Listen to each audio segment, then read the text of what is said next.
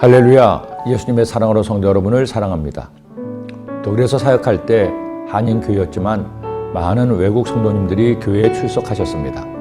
독일 성도를 비롯해서 독일에 이주해서 사는 여러 외국분들이 복음으로 하나 되어 함께 교회를 섬기는 것이 많은 은혜가 되기도 했습니다.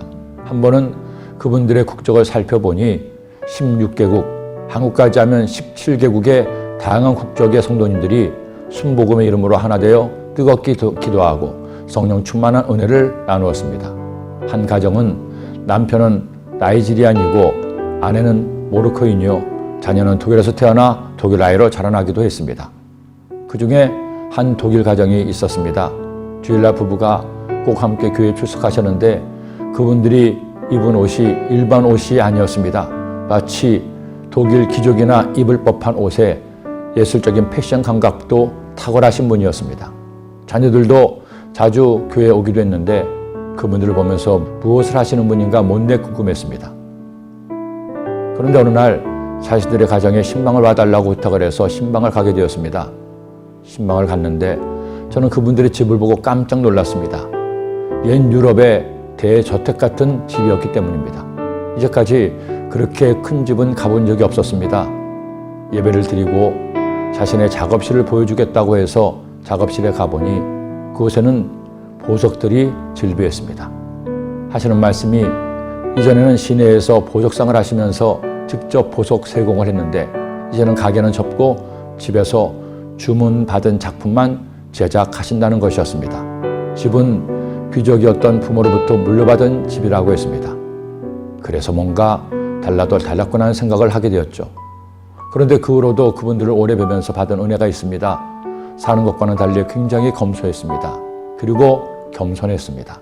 자신들을 드러내거나 인정받으려 하지 않았습니다.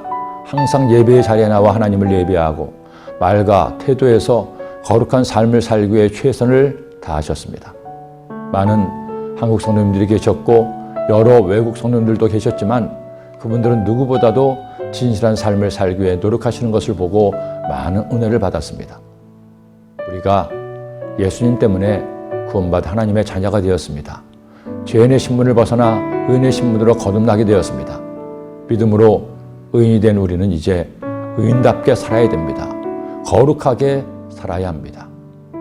오직 너희를 부르신 거룩한 이처럼 너희도 모든 행실에 거룩한 자가 되라.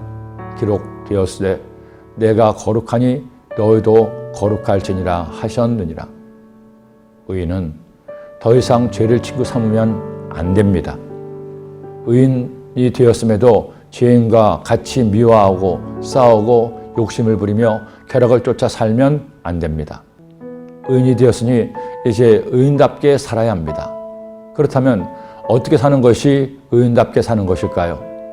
그러므로 모든 육체는 풀과 같고 그 모든 영광은 풀의 꽃과 같으니 풀은 마르고 꽃은 떨어지되 오직 주의 말씀은 세세토록 있도다 하였으니 너에게 전한 복음이 곧 이 말씀이니라.